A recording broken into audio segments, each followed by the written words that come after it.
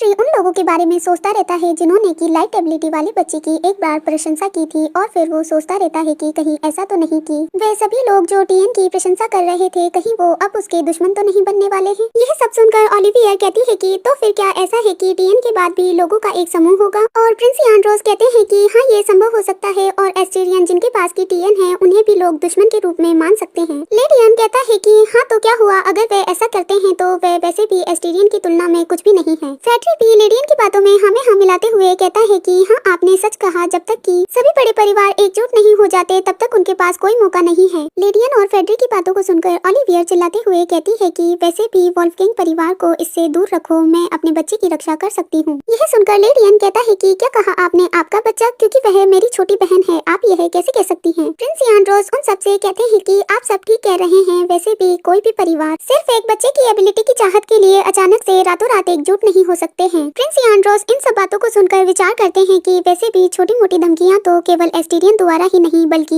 मेरे द्वारा भी दी जा सकती हैं और इन सब को निपटाया जा सकता है। प्रिंस एंड्रोस टीएन के पास जाते हुए कहते हैं कि आपको इन सब की चिंता करने की कोई जरूरत नहीं है टीएन, क्योंकि एस्टेरियन परिवार पहले से ही जवाबी उपाय तैयार कर रहा होगा। टीएन उनकी बातों को सुनकर हल्का सा उदास हो जाती है क्योंकि उसे नहीं पता था कि ऐसी सिचुएशन में उसे क्या करना चाहिए। यहाँ से सीन शिफ्ट हो जाता है। ड्यूक आल्फियस और लॉर्ड कार्कस आपस में बातें करते रहते हैं और आल्फियस कहते रहते हैं कि क्या सभी बच्चे सो गए हैं, और कार्कस कहते हैं कि हाँ वे सभी सो गए हैं। ड्यूक आल्फियस इस बारे में बहुत ही ज्यादा चिंतित थे और वो कहते रहते हैं कि सच में इन सब से सभी बच्चों को सदमा लगा होगा और यह टीएन की सबसे पहली यात्रा थी और ऐसा कुछ होना ही था। ड्यूक आल्फियस को गुस्सा आता रहता है और वो अपनी बेंच को बजाते हुए कहते रहते हैं कि चैंडर वह बहुत ही ज्यादा कमीना है, आखिर वह 7 साल की बच्ची के साथ ऐसा कैसे कर सकता है। ड्यूक कार्कस कहते हैं कि पिताजी धीरे, बच्चे अभी सो रहे हैं, वह जाग जाएंगे, और वैसे भी हम अफवाहों को फैलने से रोकने के लिए अधिक से अधिक लोगों को संगठित कर रहे हैं और हमने स्कॉट नाइट की संख्या को भी बढ़ा दिया है और बच्चों को फिलहाल के लिए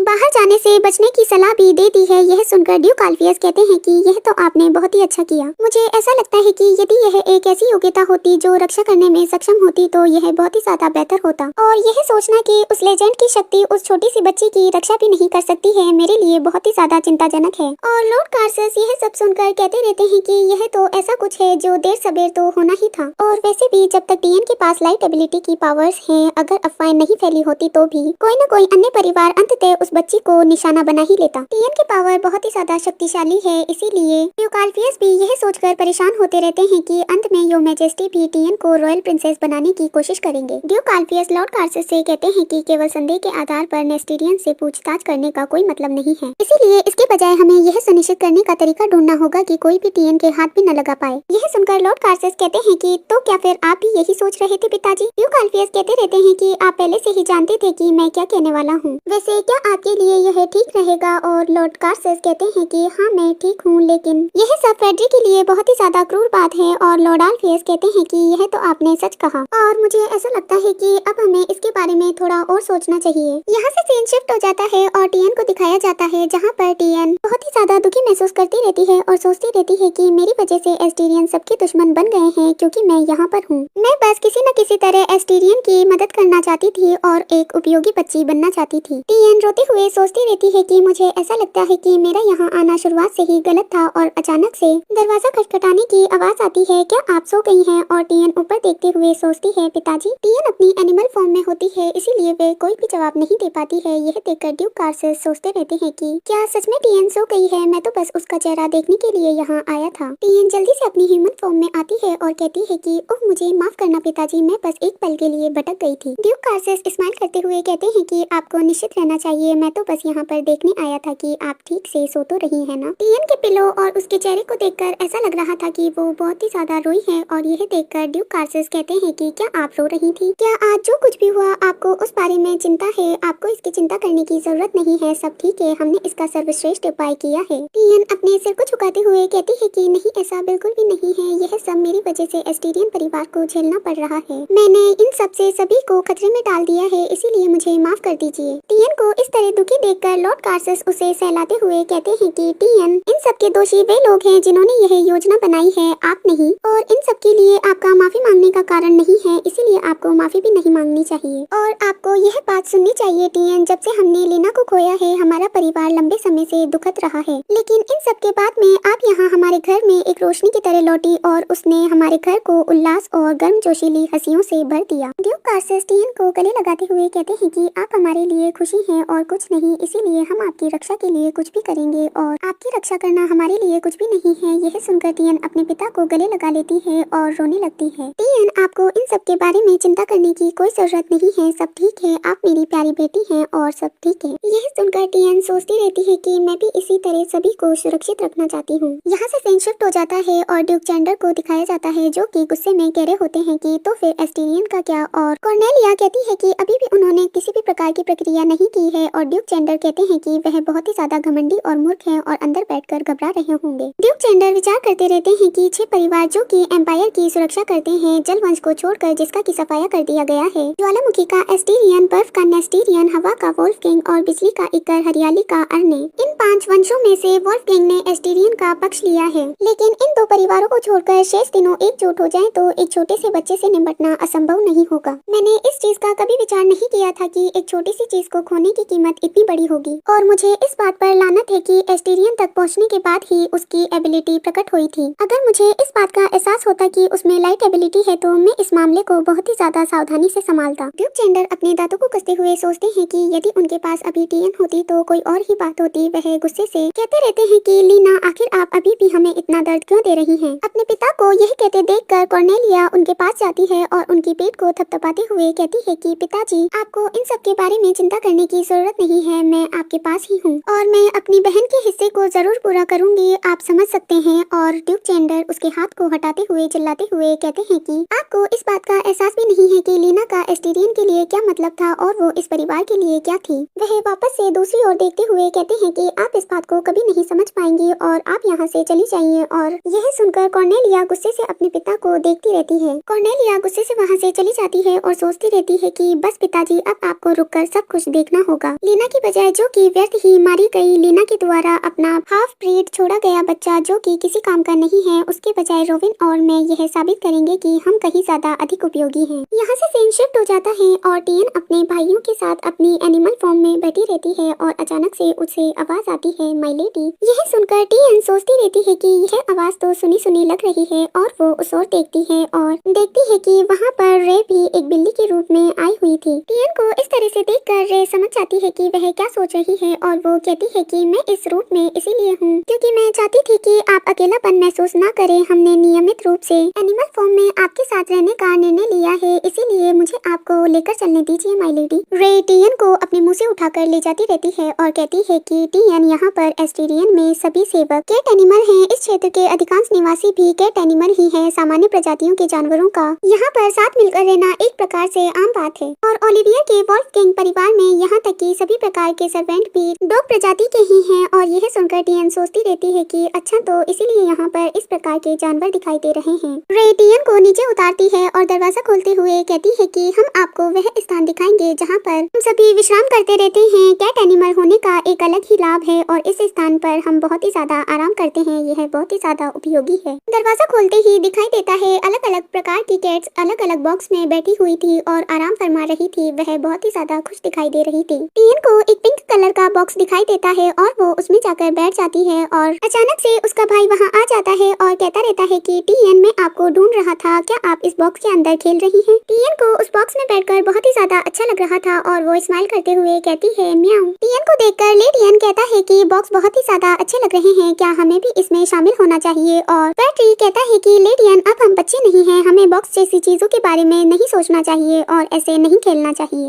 लेकिन ले टियन उसकी बात पर कोई ध्यान नहीं देता है और बॉक्स में जाकर बैठ जाता है और कहता है कि फेड्री, आप अपने शब्दों पर अड़े रहिए और इस बॉक्स में मत बैठिए। लेकिन फेड्री भी उस बॉक्स में शर्माते हुए बैठ जाता है और उन्हें देखकर टियन सोचती रहती है कि पता नहीं क्यों, लेकिन मुझे कुछ समय से ही थोड़ी थोड़ी गर्मी महसूस हो रही है।